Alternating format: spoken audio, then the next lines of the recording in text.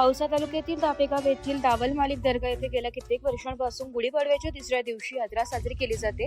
दापेगाव येथील दावल मालिक दर्गा येथे देवाला चादर चढवत पारंपरिक भात व मलिदांचे नैवेद्य दाखवत शेकडो भाविकांनी मनोभावे दर्शन घेतले। दापेगाव येथील ग्रामदैवत दावल मालिक देवस्थान जागृत देवस्थान असून नवसाला पावणारा देव मानला जातो व नवस्फूर्ती करण्यासाठी भाविक यात्रेत येत असतात। यात्रेमध्ये लहान मुलांना खेळणी, पेढे व थंड पेय मोठमोठे स्टॉल लावले असून लहान मुलांना खेळण्यासाठी खेळणी असल्याने चिमुकल्यांनी यात्रेचा आनंद घेतलाय व दरवर्षी दापेगाव येथे जंगी कुस्त्याचा कार्यक्रम आयोजित केला जातो। या कुस्तीसाठी महाराष्ट्रासह कर्नाटक राज्यातील मल्ल येऊन कुस्तीचा फंड गाजवतात।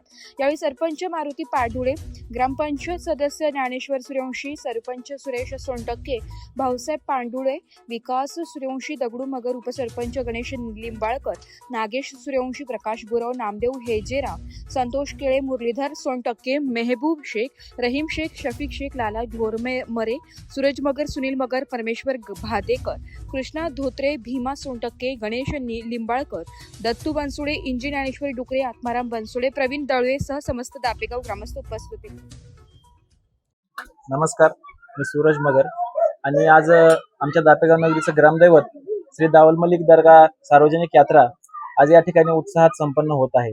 गुढीपाडवा झाल्यानंतर तिसऱ्या दिवशी आमच्या या देवाची यात्रा भरत असते। आमच्या या देवाला भात, मलिदा, नारळ हा नैवेद्य असतो आणि आज दिवसभर यात्रेचा कार्यक्रम असतो आणि उद्या पण यात्रेचाच कार्यक्रम, दिवसभर यात्रेचा कार्यक्रम असतो आणि उद्या 2:30 वाजता जंगी कुस्त्यांचं मैदान पण आयोजित करण्यात आलेलं आहे। प्रतिवर्षीप्रमाणे याही वर्षी उत्साहात यात्रा या ठिकाणी संपन्न होत आहे। अनेक वर्षांची परंपरा आमच्या या यात्रेला लाभलेली आहे आणि नवसाला पावणारा देव अशी आमच्या देवाची ख्याती आहे। सर्वदूर आमच्या देवाची ख्याती म्हणजे नवसाला पावणारा देव आणि सर्व धर्म संभावाचं प्रतीक असलेला हा आमचा दावल मलिक दर्गा आहे। आमचा हा दावल मलिक दर्गा हा सर्व धर्म संभावाचं एक प्रतीक आहे आणि या यात्रेची सुरुवात अशी असते की काल रात्री या ठिकाणी उत्साहात संदलाचा कार्यक्रम झालेला आहे।